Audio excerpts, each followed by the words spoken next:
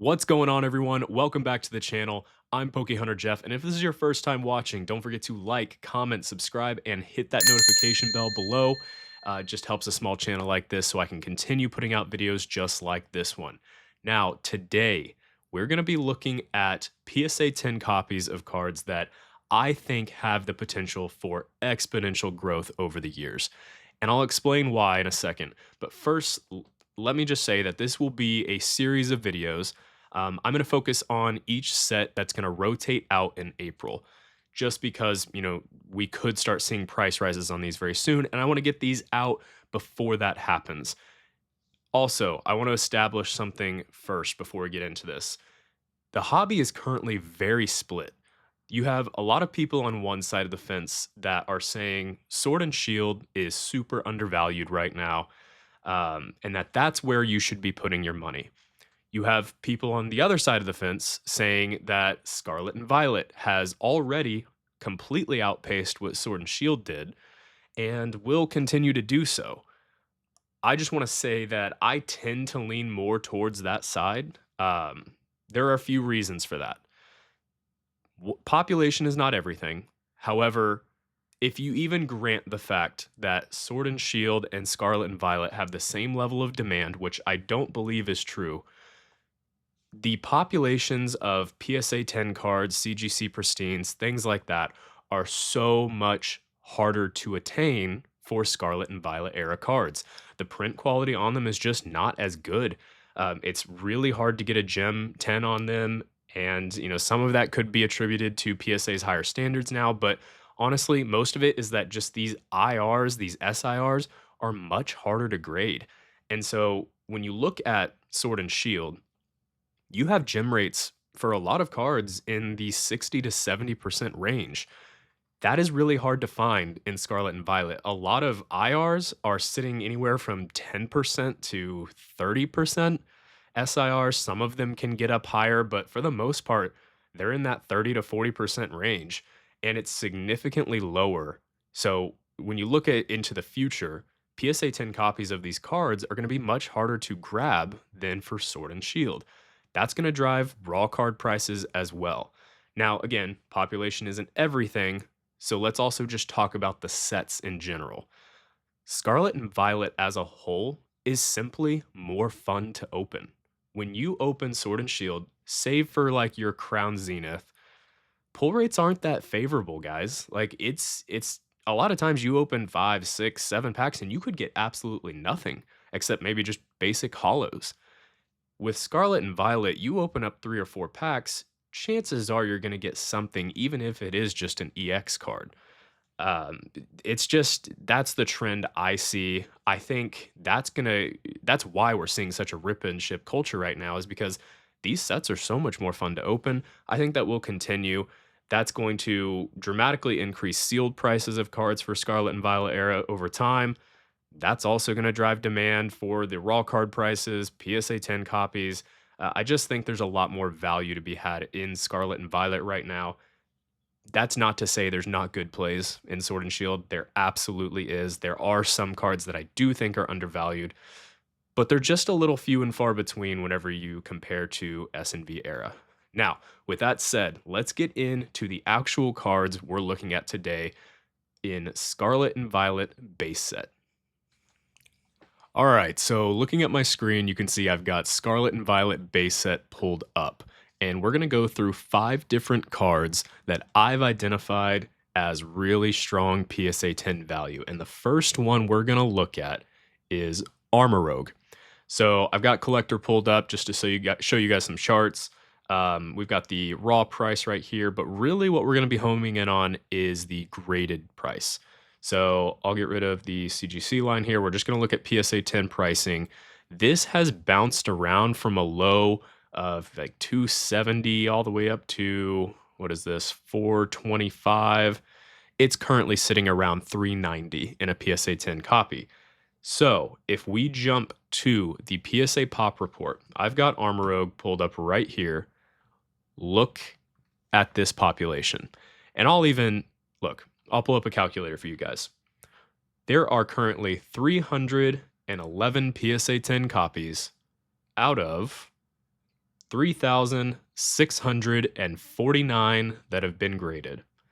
That is an 8.5% gem rate.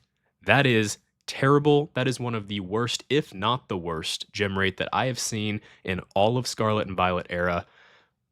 The fact that only 311 of these exist on the market right now, and you can currently pick one up for $390, it's a popular Pokemon. It's a cool art. I think this is an absolute buy right now, and it's probably one of my favorites today. Now, next one on the list, we're going to take a look at Slowpoke. A little bit more expensive of a card. And let me actually touch on this for a second too. Some of these PSA 10s are very pricey right now. I think there's huge potential for growth for them in the future, but don't put yourself in a bad position, guys. If you can't afford the PSA 10 copies of these, I also think the raw copies are great plays. With the PSA 10s, you're just going to see higher growth potential. You're going to see bigger gains on your money typically than when you look at just the raw card. So, back at it, Slowpoke, raw price, it's trending up. Again, Scarlet and Violet base set will be rotating out very, very soon. And this hit a high, a PSA 10 price high of around $438, and it's currently trending right back up to that. We're around the $400 price point right now. If we jump over to the PSA population, we are looking for Slowpoke right here. 800 PSA 10 copies out of 6,872 that exist. So let's do this one as well. 803 out of 6,872 that exist. That is an 11.6.7 gem rate. That's also incredibly bad. It's a Gen 1 Pokemon. It's a very cool art. I actually think this really pops in a binder too.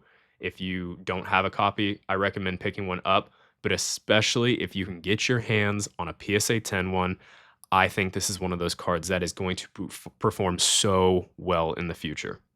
Okay, next we've got the Ralts. The Ralts Curlia Gardevoir line in this set is so cool. You've got like the young couple just got married, moving into the house, and then the Curlia jumps to fast forwards and they have a baby, and then Gardevoir, it fast forwards again, and they're old. The kid has moved out, and the Gardevoir is still there with them. It's just a really cool storyline art, and this Ralts is the beginning of that whole line.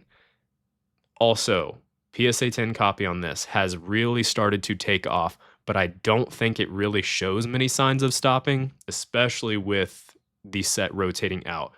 It's currently around, what is it, $580? It's expensive, guys. I understand that. But again, let's look at the populations on this.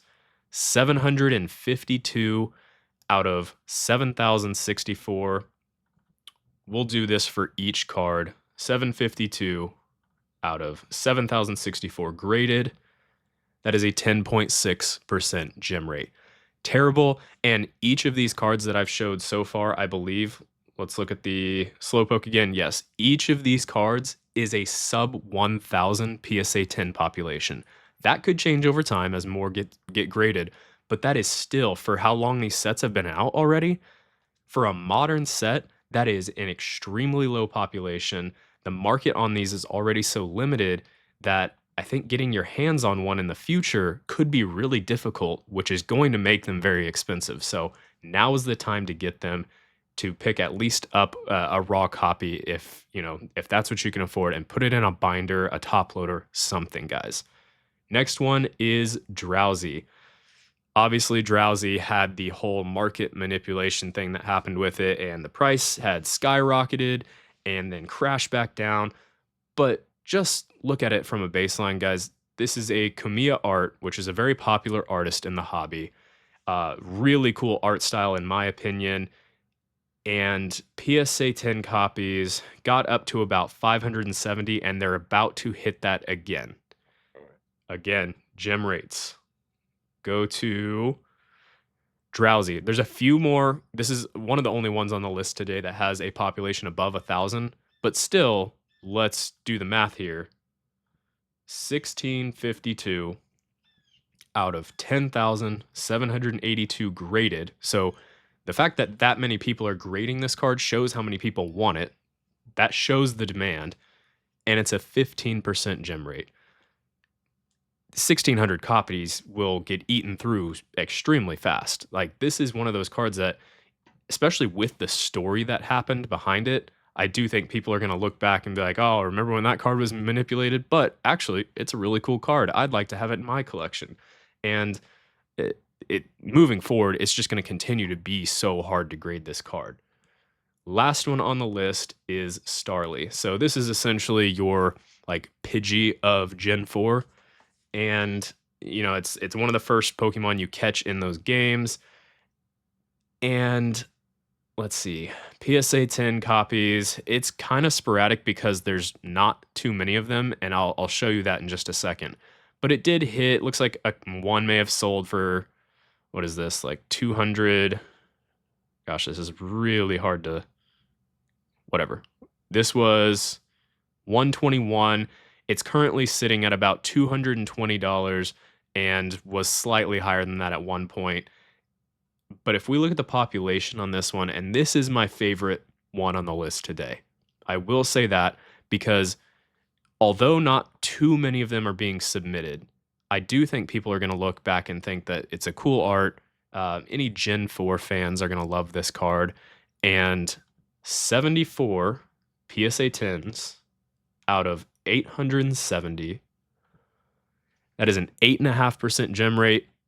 Neck and neck with the Armorogue that we said first on this list. Those two are probably my favorites of the day. But this one especially, because there's only 74 PSA 10 copies.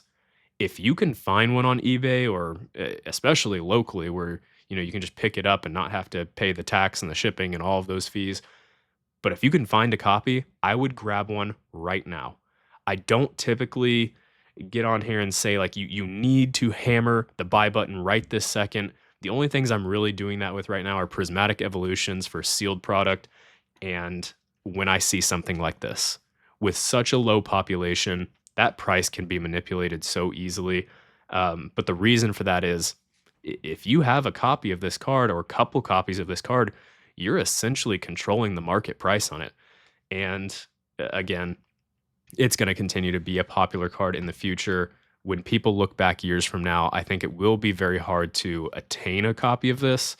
So, at a minimum, if you can't afford a PSA 10, at least pick up a raw copy. I think that this card is, it's $8, $9 as a raw copy. But even as a PSA 10, it's one of the cheapest, if not the cheapest, on the list today at $220. I'm certainly going to grab myself a copy. I recommend that you do too as well. And who knows? I could be wrong about all of this. No one has a crystal ball, but my opinion is that Scarlet and Violet will continue to outperform Sword and Shield. We may see a Sword and Shield boom. Who knows? With 30th anniversary coming up, anything could happen. We don't know what sort of cards they're going to release, what they're not. But I will say that when you look at it over a long period of time, when we look back 5 years from now, I do think that Scarlet and Violet is going to continue to strongly outperform Sword and Shield. That's where my conviction is. That is where I'm putting my money. But that's going to do it for today, guys. If you like this video, don't forget to like, comment, subscribe, hit that notification bell below, and we'll catch you in the next one. Let's get hunting.